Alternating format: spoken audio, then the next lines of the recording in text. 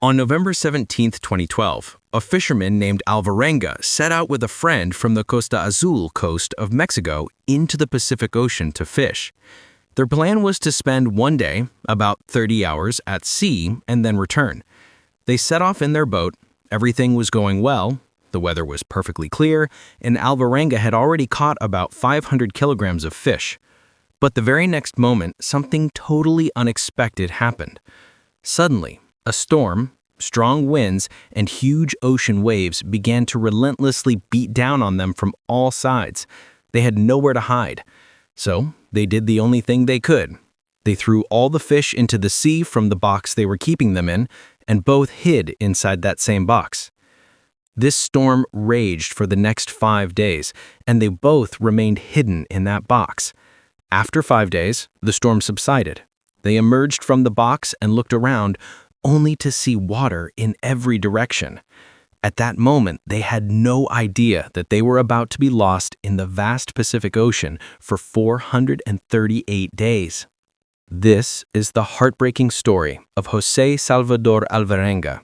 And in this video, let's explore his agonizing 438-day survival story, a story of a man whose sheer will bent the ocean to his desire. The ill-fated trip. To start the story from the beginning, José Salvador Alvarenga was an expert fisherman and had gone fishing in the Pacific Ocean many times before with his friend Ray Perez. On that November 17th, he was supposed to go fishing with Ray Perez again. However, when it was time to leave, they found that Alvarenga's friend Ray Perez couldn't make it. In his place came a man named Córdova, a person Alvarenga didn't even know. Despite this, the two set out on their small boat for the fishing trip. Their boat was 25 feet long and had no lights. This meant the boat wouldn't be visible to anyone at night. Since they only planned to spend 30 hours at sea, they took very limited supplies with them. What exactly was on their boat? A box for holding caught fish, 70 gallons of gasoline to run the boat, 16 gallons of water, a mobile phone, a GPS tracking device, a two-way radio, 90 kilograms of ice, 3 knives, a harpoon, 23 kilograms of bait, 700 hooks, and 3 buckets for catching fish. As I mentioned earlier, they had comfortably caught about 500 kilograms of fish in the first few hours. But then, suddenly, the weather worsened and their boat began to rock violently. The waves became so huge that hundreds of gallons of water filled their boat. Alvarenga was an experienced pilot, so he tried to steer the boat back to Costa. Córdova, on the other hand, was new, so he was busy frantically bailing water out of the boat. But the boat was taking on so much water that, after a while, Córdova started crying, thinking their boat would break and sharks would eat them. But Alvarenga held on to the steering wheel, determinedly trying to get the boat back to shore. However, the situation was too dire. Ultimately, they both hid inside the box on the boat. This was the first hit of the storm that pushed them far out into the ocean. Lost at sea. After the storm's first attack, when the weather calmed down and Alvarenga and Córdova came out of the box, the weather was completely normal. They noticed a mountain on the distant horizon. Seeing the horizon, Alvarenga realized that land must be nearby, so he immediately started speeding the boat toward the mountain. But, as the saying goes, one trouble doesn't leave before another arrives, and the same happened to Alvarenga. They were only about 2 hours away from land when the boat's engine suddenly broke down. The GPS tracker had also been damaged by the water, so they had no idea of their location. But luckily, their two-way radio was still working and they managed to contact their boss. As soon as communication with their boss was established, a panicking Alvarenga told him, Willie, our boat is broken down." Willie then told him, "Calm down and give me your location." Alvarenga replied, "The GPS was also broken." Willie responded, "Then drop the boat's anchor and stop it right there." Alvarenga said, "We don't have an anchor either." Willie then said, "It's all right, stay put, we're coming." Barely an hour after talking to their boss, the battery of their two-way radio died, closing their last avenue for contact with the outside world. As they were pondering their fate, another surge of the storm hit, pushing their boat even further into the ocean. This continued for 5 days straight, with storms relentlessly pushing their boat in unpredictable directions far out into the ocean. When the storm finally calmed down after 5 days, they noticed that almost all the supplies on the boat had been washed away by the waves. Meanwhile, Alvarenga's boss conducted a search operation for 2 days. When the two were not found, they were presumed dead, and the search was called off.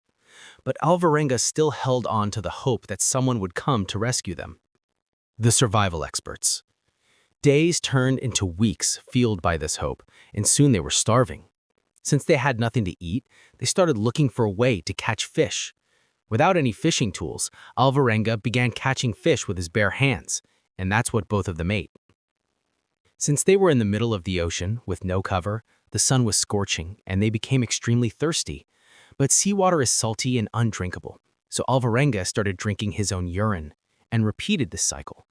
When they managed to catch turtles, he would also drink the turtle's blood. But of course, none of this was adequately replenishing the water in their bodies. After 14 days, as Alvarenga was resting in the box, he heard the sound of rain. When he looked outside, he saw that it was actually raining. Both were overjoyed. They had one bucket which they used to store the water. Finally, after 14 days of drinking turtle blood and urine, they had fresh water to drink. Slowly, Alvarenga and Córdova started collecting whatever they could find in the ocean. They found a bag containing chewed gum, a cabbage, some carrots, and even a bottle of spoiled milk. They ate these with great joy because after many days, they had something resembling normal food. 2 months passed like this, and by now, Alvarenga had become a full-fledged survival expert. In addition to fish, he was now also skilled at catching and eating seabirds. However, Córdova's health had seriously deteriorated. Córdova stopped eating the raw fish and birds, and this made him so weak that he couldn't even drink water on his own. One day, they both made a solemn promise to each other. If either of us survives, he will go to the other person's mother and say, "Sorry, Mom, I couldn't say goodbye properly, but I always love you." The loss and the record. Córdova's life, weakened by sickness, and Alvarenga's, weakened by the ordeal, continued this way until one day Córdova passed away. Alvarenga tried to wake him up, but Córdova was dead. Alvarenga was devastated and left Córdova's dead body on the boat. After 6 days, Alvarenga started talking to Córdova's dead body. Alvarenga was becoming mentally disturbed and didn't realize what he was doing. But as soon as he regained some clarity and understood that he was talking to a corpse, he carefully eased Córdova's body into the sea. Afterwards, Alvarenga cried, screamed, and yelled, asking himself why he hadn't died first. Now there was no one to talk to in that desolate ocean. He thought about dying, but his will to live kept him from it.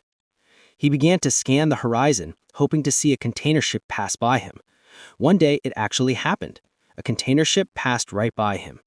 That day, Alvarenga thought it might be the last day of his suffering. But the opposite happened. The ship simply passed by without stopping. Container ships are so massive that a small boat like his looks like a mere piece of wood next to them.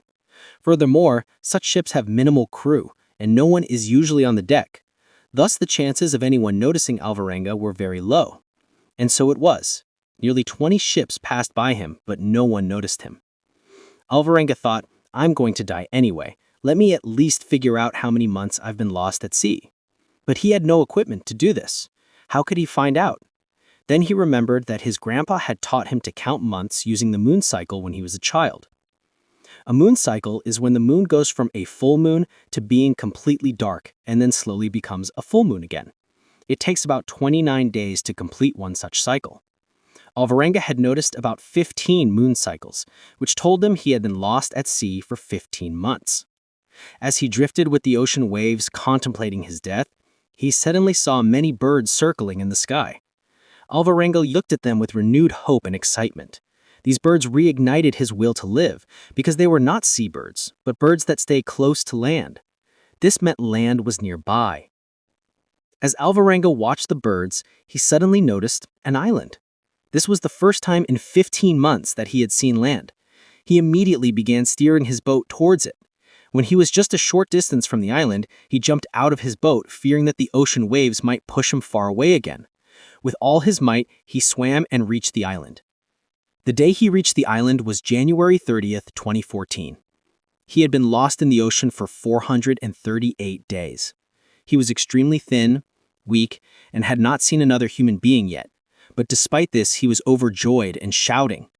Unbeknownst to him, he had arrived at a small island in the Pacific Ocean called Tile Island, about 8,800 kilometers from Mexico, where he had disappeared. Tile Island is one of 22 small islands known as the Ebon Atoll. Alvarenga was shouting on Tile Island where no one lived, but just a few hundred meters away was an island called Eni Natok, where people resided. Luckily, a couple, Amy and Russell on Eni Natok Island, heard Alvarenga shouting. They went to the island where Alvarenga was. Finally, after 438 days, it was the first time Alvarenga had seen another human being. He was trying to say something to them with great excitement, but they couldn't understand anything because he was speaking Spanish and they spoke English. But seeing his condition, they understood that he was in great difficulty. The couple first took Alvarenga to their hut and gave him pancakes and an omelet to eat, which Alvarenga devoured with enthusiasm. The couple informed the police via telephone. When the police talked to him, he told them his entire story. When the police investigated and contacted his boss, the boss confirmed that he had indeed gone missing on November 17, 2012.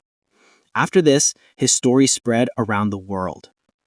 Unfortunately, he set a world record for the longest time a person has survived at sea, 438 days. After his rescue, Alvarenga stated in an interview, "I survived because I had faith in God and courage." An author named Jonathan Franklin wrote a book about his journey called 438 Days. However, as soon as the book was released, Córdova's family filed a $500,000 lawsuit against Alvarenga, alleging that Alvarenga must have eaten Córdova's body. Alvarenga has always denied this allegation. Whatever the truth, one thing is certain from Alvarenga's story. If a person is determined, they can overcome even the most adverse conditions. All it takes is passion and a fierce will to live. If you have any other parts of the script or another